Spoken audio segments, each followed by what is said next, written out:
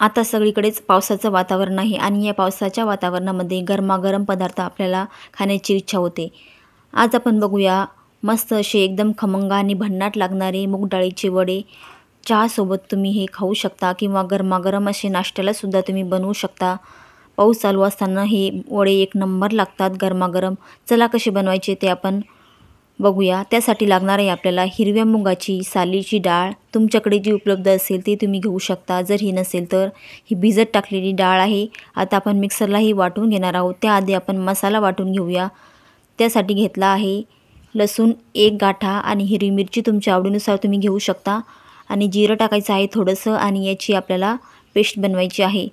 अशा पद्धतीने मी पेस्ट बनवलेली आहे। आता ही आपण एका बाउलमध्ये काढून घेऊया आणि त्याच भांड्यामध्ये आपल्याला मूग डाळ काढून घ्यायची आहे। या बाउलमध्ये आपण ही सर्व काढणार आहोत आणि आपल्याला ही पूर्ण पाणी निथळून घेतलेली डाळ आहे मुगाची, पूर्ण पाणी निथळलेलं आहे मी। आणि आता त्याच भांड्यामध्ये सर्व डाळ मी टाकून घेते आणि एकदम अशी बारीक करायची नाही, आपल्याला थोडीशी जाडसरच ठेवायची आहे।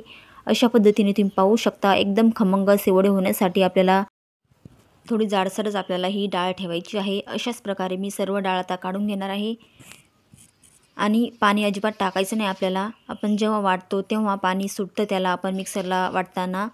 आणि सर्व डाळ मी आता ही काढून घेतलेली आहे एका बाउलमध्ये आणि त्यामध्ये टाकूया आता बेसन पीठ। एक छोटी वाटी घेतलेली आहे, त्या वाटीने मोजून 2 वाट्या मी बेसन पीठ टाकते आहे आणि 1 वाटी आपल्याला तांदळाचं पीठ टाकायचं आहे। एकूण 3 वाट्या आपण यामध्ये घातलेलं आहे। 2 वाट्या बेसन पीठ आणि 1 वाटी तांदळाचं पीठ। हळद टाकली आहे थोडीशी आणि चवीनुसार मीठ टाकून घ्यायचं आहे। तुम्ही लाल तिखटसुद्धा यामध्ये अजून वापरू शकता। ओवा टाकला आहे, हातावर चोळून टाकायचा आहे म्हणजे चव छान लागते। आणि बारीक कापलेली कोथिंबीर आणि हे सर्व आता आपण एकदा मिक्स करून घेऊया। तुम्हाला जर हे मिश्रण थोडंसं पातळ वाटलं तर तुम्ही अजून यामध्ये बेसन पीठ किंवा तांदळाचं पीठ ॲड करू शकता।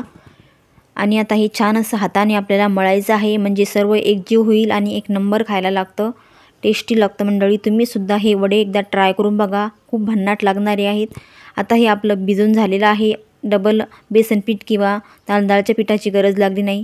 आता इकडे तेलसुद्धा तापलेलं आहे, छान गरम करायला ठेवलं होतं आणि हाताला तेल किंवा पाणी लावू शकता थोडंसं म्हणजे हाताला चिकटणार नाही। मी पाणी लावून घेतलेलं आहे आणि तुम्हाला कितपत छोटे किंवा मोठे बनवायचे आहे त्याप्रमाणे तुम्ही गोळा घेऊ शकता आणि असं हातावर आपल्याला बनवून घ्यायचे आहे। आणि बनवून झाल्यानंतर मध्ये असं छिद्र पाडायचं आहे, दिसायला छान दिसतं आणि तेलामध्ये सोडायचं आहे आपल्याला। असं थोडंसं तळल्या गेल्यानंतर आपोआप असा वरती येतो वडा, तुम्ही पाहू शकता तेलावरती थोडंसं तरंगलेला आहे। आता आपण पलटी करून घेऊया। हा वडा तळतो आहे तोपर्यंत साईडला आपण दुसरासुद्धा टाकून घेऊया म्हणजे झटपट आपले असे सर्व वडे तयार होतील। आणि लो फ्लेमवरच तळून घ्यायचे आहे म्हणजे आतपर्यंत तळला जातो आणि एकदम कुरकुरीत आपला खमंग वडा तयार होतो। दुसरासुद्धा मी टाकून घेतला आहे साईडला आणि पुन्हा आपण पलटी करून घेऊया म्हणजे सर्व बाजूने छान असा तळला जाईल। आणि दुसरासुद्धा आपण पलटी करूया, वरती आला आहे छान। आणि आता एक वडा आपला तळला गेलेला आहे, छान असा मस्त त्याला रंग आलेला आहे। आता तो आपण वरती काढून घेऊया आणि अशाच प्रकारे सर्व आता वडे आपण तळून घेऊया। टिश्यू पेपरवरती मी काढून घेते आणि हा सुद्धा वडा आपला तळला गेलेला आहे, छान असा कलर आलेला आहे याला। आणि सर्व वडे अशाच प्रकारे आपल्याला खमंग कुरकुरीत तळून घ्यायचे आहेत। तळून अशी मी टिश्यूवरती काढून घेत आहे म्हणजे एक्स्ट्राचं तेल या सर्व टिश्यूला लागेल। आणि तयार झाले आहे आपले हे सर्व वडे, मूग डाळ वडे, एकदम खमंग कुरकुरीत आणि भन्नाट लागणारे आणि सोबतच अशी तळलेली मिरची एक नंबर लागते मंडळी। तुम्हीसुद्धा ट्राय करून बघा।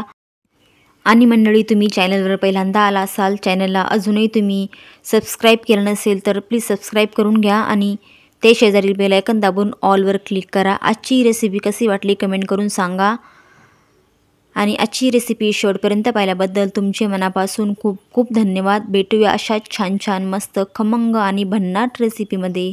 बाय बाय मंडळी।